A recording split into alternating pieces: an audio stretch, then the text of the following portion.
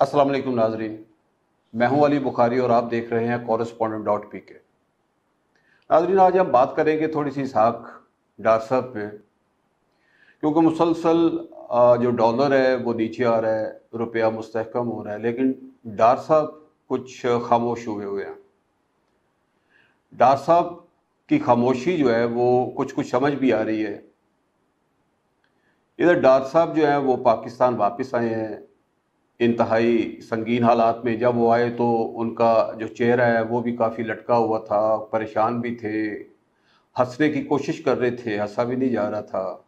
بڑے مخصوص سے حالات میں وہ پاکستان آئے تھے، لیکن جیسے ہی پاکستان پہنچے، ایک دو تین دن کا ہنی مون ملا، اس کے بعد اچانک نواز شریف صاحب نے طبل جنگ بجا دیا اداروں کے خلاف، اسٹیبلشمنٹ کے خلاف۔ اس کے بعد کل جاوید لطیف صاحب نے بھی ایک دھواں دھار قسم کی جو پریس کانفرنس ہے وہ کی، جس میں انہوں نے اداروں کو بڑے مفت مشورے بھی دیے کہ آپ نواز شریف صاحب سے معافی مانگ لیں، نواز شریف صاحب آپ کو معاف کر دیں گے۔ اور بھی بڑے سنگین الزامات لگائے، اسٹیبلشمنٹ پہ الزامات لگائے کہ وہ جو 126 دن کا دھرنا تھا عمران خان صاحب کا، وہ بھی اسٹیبلشمنٹ نے ہی اس کی ساری جو سہولت کاری کی تھی انہوں نے کی تھی، لہذا بڑی زیادتی کی۔ لیکن یہ سارے معاملات کی جو ٹائمنگ ہے وہ سمجھ سے بالاتر اس لیے ہے کہ یہ ساری ٹائمنگ دیکھتے ہوئے اسحاق ڈار صاحب جو ہیں وہ خاموش ہوتے آج اچانک پتہ چلا کہ وہ امریکہ روانہ ہو گئے ہیں، بڑی خاموشی کے ساتھ۔ گو کہ کہا یہ جا رہا ہے کہ وہ مذاکرات کے لیے جا رہے ہیں IMF، لیکن سمجھ میں آنے والی چیز ہے اسحاق ڈار صاحب کی خاموشی بھی اور ان کی پریشانی بھی۔ اب دیکھتے ہیں کہ اس پہ آگے چل کے کیا ہوتا ہے، وہ کب واپس آتے ہیں، روٹین میں ہی رہتے ہیں یا کہ کچھ فیصلے لیتے ہیں۔ ناظرین، تھوڑا سا آگے چلیں گے تو آج ہم تھوڑی سی بات کریں گے کہ کوئی بھی جماعت ہو، کوئی بھی گروہ ہو، کوئی جنگجو گروہ ہو، کوئی جہاد ہو، کوئی تحریک ہو، جہاں بہت سی بیرونی سازشیں یا بیرونی دشمن جو ہیں وہ اس کے مد مقابل ہوتے ہیں، وہیں پہ جو اندرونی صفوں میں چھپے دوست نما دشمن ہوتے ہیں وہ زیادہ خطرناک ہوتے ہیں۔ عمران خان صاحب جو ہیں وہ اس وقت جن حالات سے دوچار ہیں، جو تحریک کا انہوں نے بیڑا اٹھایا ہوا ہے، وہ کوئی عام نہیں۔ وہ آپ یہ دیکھیں کہ ایک طرف عمران خان ہے، ایک طرف 13-14 جماعتیں اور ساتھ شاید ادارے بھی۔ مطالبہ کوئی اتنا خاص نہیں ہے، ایک ہی ہے جو کہ بڑا جینین ہے کہ ملک میں عام انتخابات کروائے جائیں، لیکن یہ پتہ نہیں کیوں مخصوص قوتوں کو، حکومت کو ہضم نہیں ہو پا رہا۔ اس کی وجہ وہی جانتے ہیں، وجہ ایک ہی ہے کہ صاف نظر آ رہا ہے کہ عمران خان صاحب ڈومینیٹ کر جائیں گے، ان کی جماعت ڈومینیٹ کر جائے گی، تو وہ ہر حربہ، جو بھی حربہ ہو سکتا ہے، اس میں بے شک مذہب کارڈ ہی کیوں نہ ہو، جو کہ ایک سب سے گھٹیا ترین اور اخلاقی گراوٹ کا اعلیٰ ترین نمونہ ہے، وہ بھی استعمال کر کے دیکھ چکے یہی موصوف میاں جاوید لطیف صاحب، جو کہ ایک وفاقی وزیر ہیں بغیر کسی محکمے کے، لیکن اس میں سبکی کا سامنا کرنا پڑا۔ یہی گونج قومی اسمبلی میں خواجہ آصف صاحب جو ہیں وہ بھی مذہب کارڈ کھیلتے نظر آئے کہ کسی طریقے سے یہ کوئی ایشو بن جائے اور اللہ نہ کرے عمران خان صاحب اس کا شکار ہو جائیں تو ہماری جان چھوٹ جائے۔ اب تھوڑا سا آگے چلیں تو عمران خان صاحب کی جماعت کے جو ایک رہنما، جن کو پاکستان تحریک انصاف نے پاکستان کا صدر مملکت بنوایا، جناب عارف علوی صاحب، عارف علوی صاحب نے ایک بیان داغا ہے ایک انٹرویو میں، اور اس میں جس صحافی کو انٹرویو دیا گیا ان کی جو ایفیلیشنز ہیں، کن کے ساتھ ہیں، وہ بھی کوئی ڈھکی چھپی بات نہیں ہے۔ خان صاحب ایسا ہے کہ ہر بندہ دھڑے کا بندہ نہیں ہوتا. آپ کو اس چیز سے بالکل پریشان نہیں ہونا چاہیے. یہ تو آپ کو ایک آپ کی پارٹی کا عہدیدار نظر آیا، آپ کو اور بھی نظر آئیں گے، آپ پھر بھی پریشان نہ ہوں، کیونکہ یہ میٹر نہیں کرتے. تاریخ گواہ ہے، جو بھی پارٹی رہنما مشکل وقت میں پارٹی کے خلاف چلتا ہے وہ ماضی کا حصہ بن جاتا. جی ہاں، جیسے سابق صدر فاروق احمد لغاری مرحوم، انہوں نے پاکستان پیپلز پارٹی کی جو گورنمنٹ ہے وہ 58(2)B کا استعمال کرتے ہوئے اسمبلیاں تحلیل کر دی.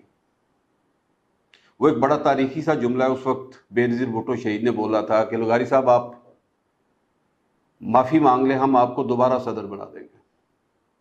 یہ جملہ میرے خیال میں کافی ہے علوی صاحب کو بھی سمجھنے کے لیے کہ بات صرف اتنی سی ہی ہوتی ہے.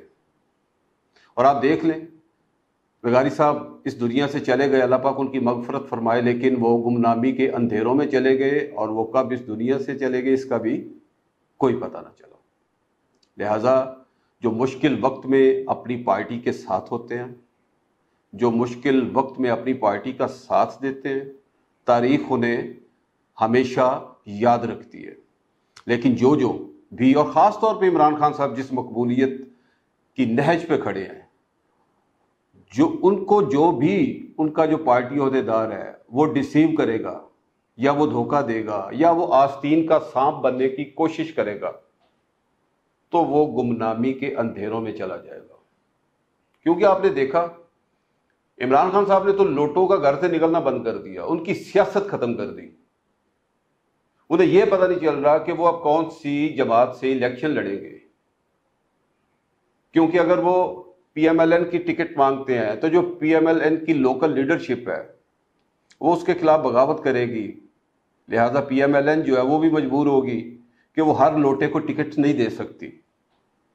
تو آپ دیکھ لیں کہ ضمیر فروشوں کا کیا حشر ہوا. یہ ابھی کل کی بات ہے، 20 میں سے 16 سیٹس جو ہے وہ پاکستان تحریک انصاف جیت گئی. اس کی وجہ کیا تھی؟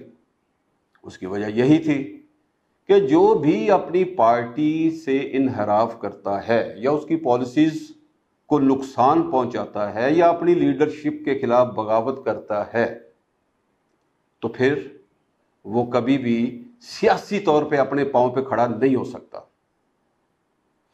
عمران خان صاحب بہت حوصلے والے، بڑی ہمت والے، بڑے دل والے اور بہت ذہین بھی. ایسی چال چل رہے ہیں کہ دشمنوں کے منہ کھلے کے کھلے رہ جاتے ہیں. ان کی ہر چال، ہر موومنٹ ذہانت سے بھری ہوتی ہے. لیکن ساتھ ساتھ ان کو اب یہ بھی دیکھنا ہے کہ اپنی صفوں میں چھپے جو میر جعفر اور میر صادق جن کا وہ اکثر ذکر کرتے ہیں، ان کو پہلے اپنی صفوں میں کھنگالیں. کیونکہ ان نام نہاد رہنماؤں کی جو لائل ہیں ان کی تو کیا بات ہے، لیکن جو لائل نہیں ہیں ان کی خان صاحب کو یا ان کی پارٹی کو کوئی ضرورت نہیں ہے. اس لیے ضرورت نہیں ہے کہ الیکٹیبلز کا دور چلا گیا، اب سب کچھ عوام کے ہاتھوں میں ہے. عوام آپ کے ساتھ ہے، عوام بہت شعور رکھتی ہے. عوام کو نظر آ رہا ہے کہ جو بھی پارٹی رہنما کسی لالچ میں، کسی عہدے کے لالچ میں، کسی پروٹوکول کے لالچ میں، پیسے کے لالچ میں، کسی کے خوف سے، ڈر سے جو بھی اپنی جگہ تبدیل کرے گا عوام اس کو مسترد کر دیں گے. تو بس آپ اپنا فوکس جو ہے وہ حقیقی آزادی پہ رکھیں، عوام آپ کے ساتھ ہے. تھوڑا سا آگے چلتے ہیں ناظرین. کل ایک اور عجیب واقعہ ہوا کہ خان صاحب نے فیصلہ کیا کہ ہم یہ جو آڈیو لیکس ہیں ان کے خلاف ہم عدالت جائیں گے. یہ ایک بہت بڑا فیصلہ تھا. ایک دم سے ترتھلی بڑی گورنمنٹ کے حلقوں میں اور پتہ چلا تھوڑی ہی دیر میں 2 مبینہ طور پہ ہیکرز جو ہیں وہ گرفتار بھی ہو گئے. نامعلوم افراد نے گرفتار کیا، نامعلوم ہیکرز اور نامعلوم مقام پر منتقل کر دیا گیا. 5 6 7 دن سے تو نہیں ہوئے. جب خان صاحب نے اعلان کیا تو ایسی کارروائی ڈالی گئی اس تحریک کو ختم کروانے کے لیے کہ یہ اب عدالت میں جانے لگی ہے، تو 2 ہیکر جو ہیں وہ گرفتار بھی ہو گئے، سب نے دیکھے۔ اب اس کارروائی کا ڈراپ سین کیا ہوتا ہے، عوام اس کے منتظر ہیں۔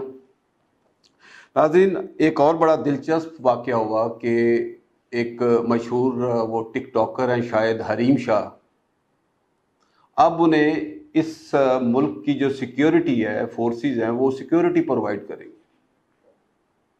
یعنی کہ عوام کے ٹیکس سے جو پیسہ ہے، جن ملازمین کو تنخواہ دی جاتی ہے عوام کے ٹیکس کے پیسے سے، تو اب انہیں حکومت پاکستان سیکیورٹی بھی پرووائڈ کرے گی۔ ان کے کریڈٹ پہ ہے کیا؟ ان کے کریڈٹ پہ ایسا کون سا کارنامہ ہے کہ جس کی وجہ سے انہیں سیکیورٹی کی بہت ضرورت ہے؟